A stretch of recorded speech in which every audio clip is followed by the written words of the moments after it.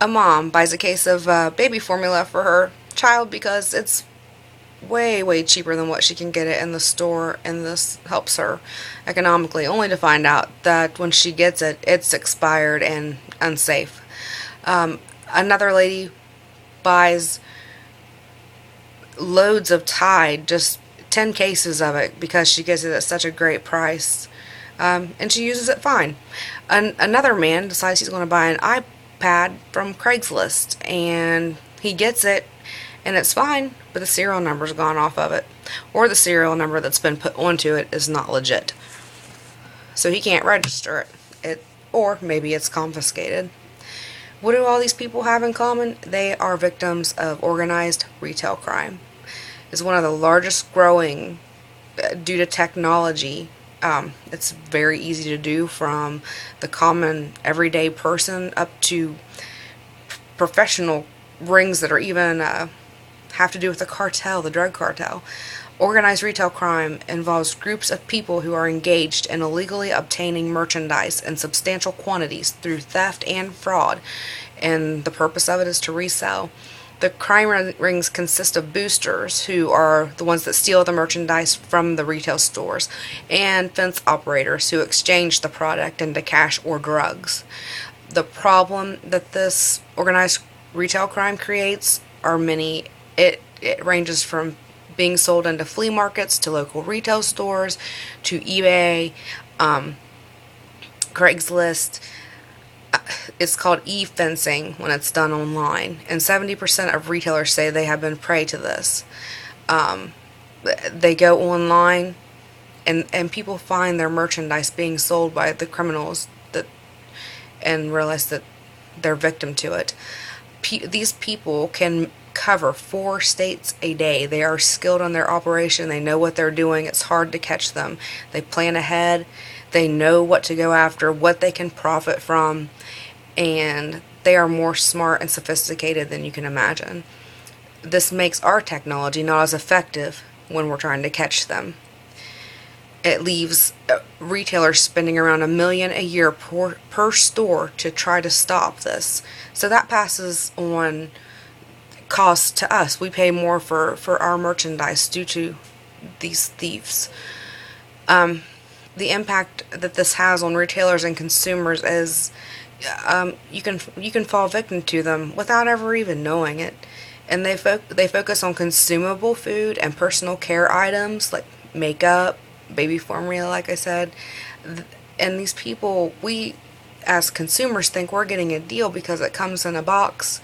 But the truth is, this box of things is expired or spoiled, a lot of times making it a safety hazard. It also means that there's no tax being collected on it, which causes state and local governments losing millions a year, adds up to billions across the U.S.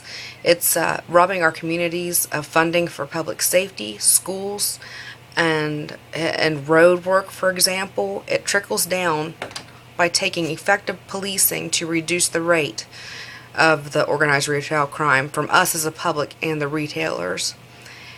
The money that the retailers have to pay security to monitor organized retail crime is, passed on to us, like I said, to help cover costs. It also intersects with other types of criminal activity, such as crime rings. They are supporting larger criminal organizations involved in substantial criminal activity. The leaders of the organized retail crime use the money to fill their pockets, profit, and live. And the scary thing is that the operations the crime ring supports are terrorism and drug cartels.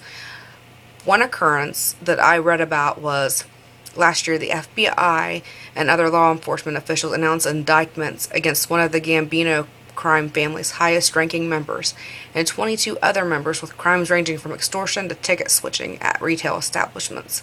One suspect obtained employment at the retailer to defraud the company by creating and using false barcodes, labels, and fraudulently issuing credit cards. Keeping up with this is a never-ending task. Organized crime is unpredictable, and it doesn't mean that retailers can't watch for trends and then monitor those products. This is just the quick check allowing for discovery activity going on and ability to alert proper authorities and check cameras, and and such can help us be proactive. Recognizing items like medicines, razor blades, electronics, small things that can be swept off the shelf quickly, popular items, name brand purses, perfumes. Once you're able to keep track of the situation, the quicker you can share what is trending, and then these retailers can get ahead of the people and watch out for it. So, the Law Enforcement Retail Partnership is available to participating retailers and law enforcement through a secure internet portal. It was developed in partnership with the Retail Industry Leaders Association and the National Retail Federation. So, we are taking steps to be proactive in this, and hopefully one day we will be able to stop this so that we can stop funding the major criminals that are profiting from this, and we can ourselves stop being victim to this through having to pay more at the store, having to pay more in taxes. It's all around you. I read stories happen right in the town where I vacation in and think is safe. I'm sure it's happening right around me now where I'm sitting. So it's just something to think about, and it's a huge unethical crime that's happening. And thank you. That's all I have to say for now.